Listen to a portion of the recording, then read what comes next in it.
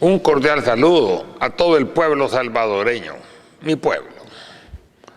El día lunes 12 de octubre se celebró el Día de la Raza, de nuestra América mestiza, el Día de nuestra salvadoreñidad. Normalmente en el Día de la Raza encontramos posiciones totalmente dispares. Unos lo celebran, otros lo critican. No podemos negar que existen méritos en ambas posiciones, ya que si bien la conquista fue despiadada y por lo tanto hay grupos que pueden quejarse incluso más por ella, pero aún así nos dio los elementos culturales y genéticos que complementan nuestra existencia. Sin la llegada de los españoles y su impronta genética, definitivamente los salvadoreños no existiéramos. Hubieran otros, mejores, iguales o peores, en un análisis simplista de las posibilidades matemáticas, pero independientemente de todo, no fuéramos los mismos. Perderíamos prácticamente toda nuestra actual identidad. Incluso aquellos sin genética española alguna, ni siquiera una mínima gota, tampoco existirían, porque la conquista fue tan violenta que impactó sobre todas las actividades futuras y por consiguiente la vida de los genes, todos los que somos estructural y fundamentalmente hablando, y su combinación matemática sumamente aleatoria y diversa, cambió de tajo. Los seres humanos que nacieron son los que definitivamente tuvieron que nacer, y son definitivamente todos, sin excepción, diferentes a los que hubieran nacido sin la conquista, con mezcla genética o incluso sin ella. No podemos venir ahora a criticar un proceso a quien le debemos haber nacido, mucho menos hacerlo en el idioma del conquistador, un idioma que nos une en esta nuestra América, Indoamérica, pero también hispanoamericana. Eso definitivamente falló en la conquista. Un diálogo fecundo entre civilizaciones, un contacto benevolente entre culturas. Pero si este es el procedimiento que debemos fomentar en el presente, el pasado ya trazado no nos queda más remedio que corregir y restaurar. Y eso es no solo nuestro deseo, sino que también nuestro accionar. Darle también en la justa medida a la civilización precolombina, que no fue comprendida y por eso en gran medida fue pisoteada. El desconocimiento del contrario es la causa primera de la intolerancia. Debemos redescubrir la sabiduría de nuestros pueblos originarios, su cultura, sus tradiciones, sus idiomas, su teología, sus conocimientos, astronomía, arquitectura, medicina, astrología, cerámica, literatura, artesanía, tejeduría, construcción, ecología, arte, etc., para aquilatar la otra parte relegada incorrectamente buscando el equilibrio. Esto es justo y necesario. Ante la destrucción masiva de su cultura, muchos pueblos indígenas ocultaron sus conocimientos. Así se salvaron el calendario maya y el calendario azteca, y la numeración vigesimal maya de amplia sabiduría y que aparecieron posteriormente cuando la furia destructiva de la conquista ya se había aplacado y se empezaron a utilizar los cimientos de templos indígenas, orientados geográficamente de acuerdo a sus rituales, para construir en dichos cimientos los templos de la nueva religión, esto sin orientación geográfica alguna. La restauración del saber perdido, parcialmente escondido, es un deber ineludible que necesitamos implementar. En El Salvador, con la masacre de 1832, 1833 y de 1932, las comunidades indígenas se ocultaron aún más. Renegaron aparentemente de sus tradiciones, cambiaron en su gran mayoría su vestimenta, descuidaron su idioma y muchos renegaron de su sangre indígena, aunque la apariencia genética los delate. Se calcula en 10% el porcentaje de pueblos indígenas puros, aunque solo alrededor del 1% reconoce serlo. Sin embargo, se debe considerar además que el elemento indígena se encuentra integrado en la mayoría del pueblo salvadoreño, casi la totalidad, genéticamente mestizo y socialmente ladino, la cual debe ser también motivo de orgullo, olvidando la propaganda peyorativa, injustamente negativa de los conquistadores y sus descendientes, los criollos dominantes. Los pueblos originarios eran pueblos de amplia cultura, reprimidos y violentados por su inferioridad militar, no cultural. Se hubiera ganado si en vez de reprimir y destruir parcialmente a las culturas de los pueblos originarios, hubiera habido un intercambio cultural. El orgullo de lo autóctono lo tiene el pueblo mexicano. Deberíamos de tomarlos de ejemplo, al menos en eso. Por otro lado, no ganamos nada en criticar destructivamente la parte de nuestra identidad que responde genéticamente al conquistador. Tenemos, eso sí, que rebuscar y restaurar la parte indígena que también nos corresponde, hoy relegada injustamente e incluso ridiculizada por aquellos que también comparten su presencia, aunque ésta se encuentre realmente o solo deseada en menor proporción. Tenemos que fortificar nuestra autoestima y eliminar los estereotipos prefabricados y fomentados incluso en nuestros libros de texto, de lo indígena como inculto y atrasado. Hemos relegado a grandes pueblos al abandono y a la marginación y hemos, como siempre, contaminado la historia, ocultando sus logros.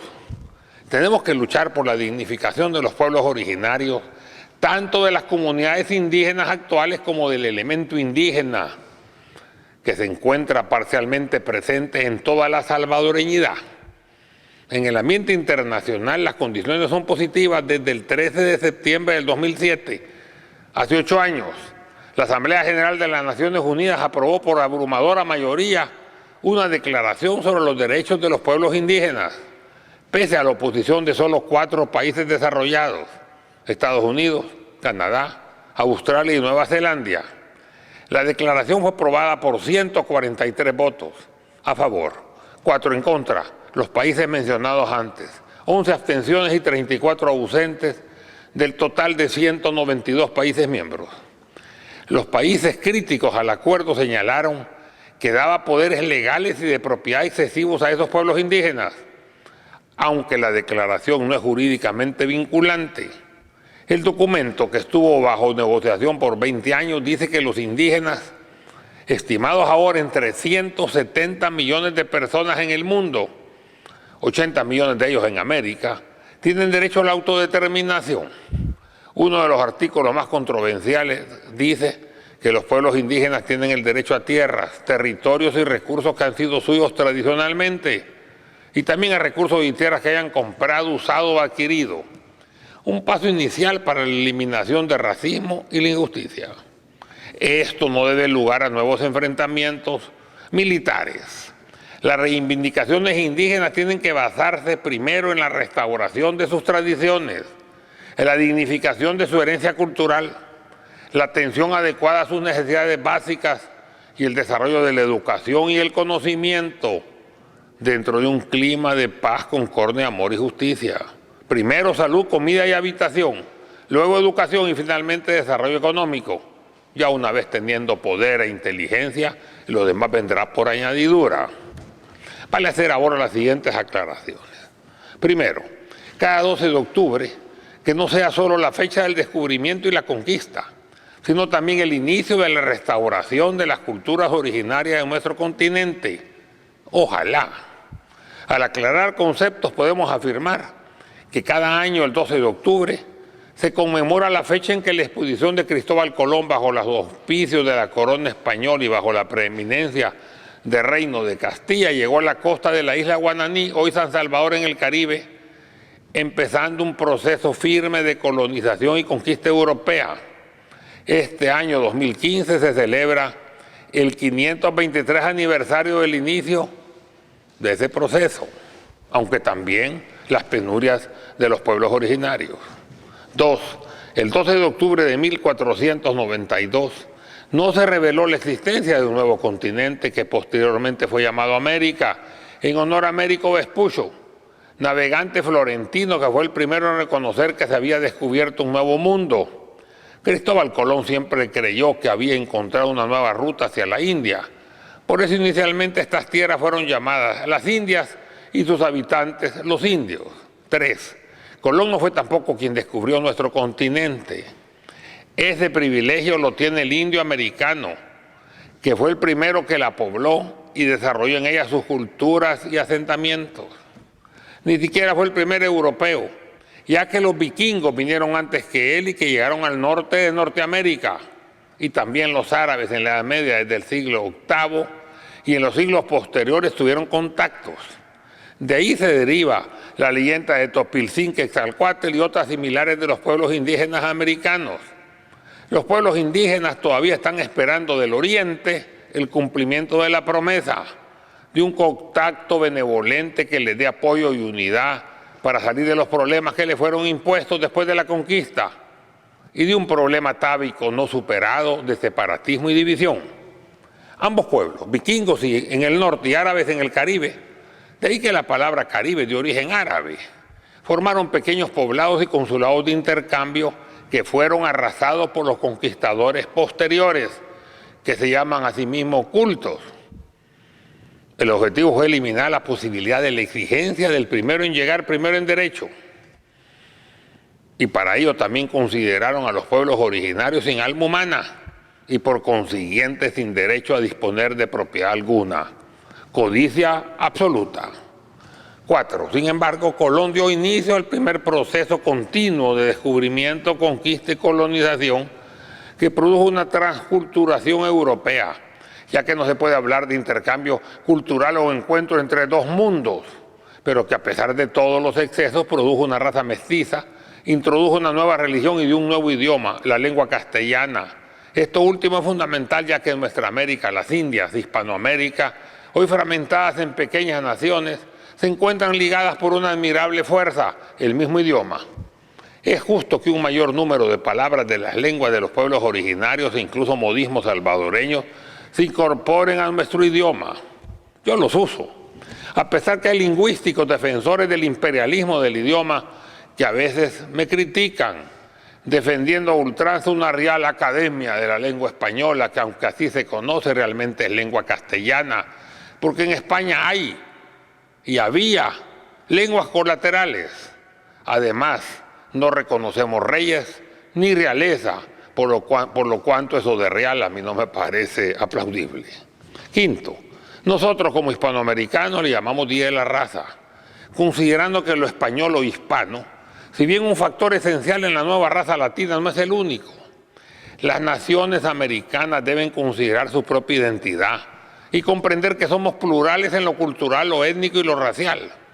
En la sangre de los salvadoreños inquietan fermentos hereditarios raciales diversos que nos dan nuestra propia identidad. 6. Nuestro pueblo es producto del mestizaje, básicamente español mezclado con los pueblos originarios. En nuestro país principalmente maya, náhuatl, que es pipil, y lenca, de lo cual debemos también sentirnos orgullosos, manteniendo en alto nuestra autoestima. Debemos dignificar toda nuestra impronta genética, no solo una parte de ella. Fuera de ello, en el caso de los españoles, debemos incluir un fuerte elemento racial árabe y judío, producto de la presencia árabe en España de casi 8 siglos. Los que vinieron con sangre judía o árabe no ocuparon cargos de conquistador ni de dominante. Fueron los artesanos que vinieron a complementar el trabajo artesanal que los nativos y los africanos que vinieron después no podían realizar, y al criollo, o más bien dicho, al hidalgo español no le gustaba realizar. De ahí está el comercio, la construcción. Todas las construcciones que nosotros vemos en la etapa colonial son de estilo árabe, morisco, mudéjar o árabe español. 7. El trabajo tedioso lo hacían los indios, el duro los negros, pero había necesidad de una gran cantidad de trabajos técnicos que los nativos y los africanos no podían hacer, y como mencioné hace poco, al español monárquico no le gustaba realizar. Ejemplo, alfarería, talabartería, artesanía, construcción, herrería, marina, comercio, etc.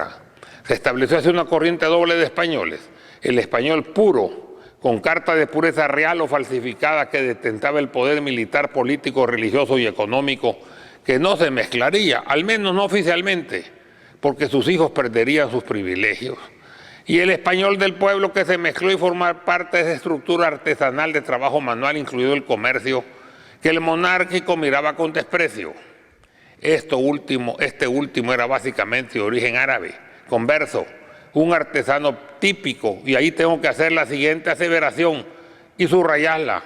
De ahí que el mestizaje latinoamericano y por ende el de nuestro país está inmerso básicamente en el elemento árabe español. Además, en tiempos del añil vinieron los mulatos y los negros.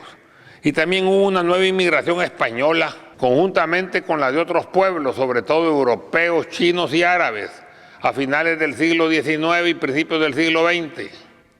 Hay que recalcar que el mayor mestizaje es mejor que las razas más puras, debido a su mayor diversidad de los genes. Octavo, el Día de la Raza nos refleja el crisol de la mezcla de razas y costumbres, pero también nos enseña el pasado y de alguna forma nuestro presente. En cuanto a nuestro futuro, tenemos que trabajar tesoneramente para lograr un mejor destino. Nuestro país tiene que ser diferente, tenemos que progresar, no para atrás o para un lado, como dicen que el cangrejo camina. 9. Si el 12 de octubre fue el inicio de la colonización y la conquista, que sea como sea, fue la base del país que poseemos y la raza diversa que lo habita, tenemos que pensar como José Martí, que decía que el primer trabajo del ser humano es reconquistarse. Tenemos que reconquistar a la patria, detener su deterioro y guiarla por nobles derroteros. 10. El Salvador está predestinado entre las naciones. Somos el centro geográfico de América. No podemos ser mediocres. Sin embargo, todo mantiene una dualidad y de esa forma podemos ser lo mejor o lo peor. Hemos sido mal guiados y hemos desarrollado generalmente nuestra parte negativa, descollando en el mundo, eso sí, pero en situaciones no muy aplaudibles. Tenemos que enderezar nuestro rumbo y dirigirnos hacia nobles derroteros. Tenemos que sentirnos orgullosos de ser salvadoreños. No importa la condición social que tengamos, ni la religión que profesemos, ni la mezcla racial que poseamos. Somos todos salvadoreños. Cada año celebremos este 12 de octubre.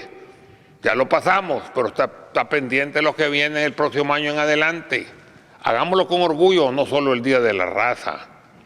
No es el Día de la Raza ni el Día de la Hispanidad. Es el Día de nuestra raza, el Día de la salvadoreñidad. Muchas gracias.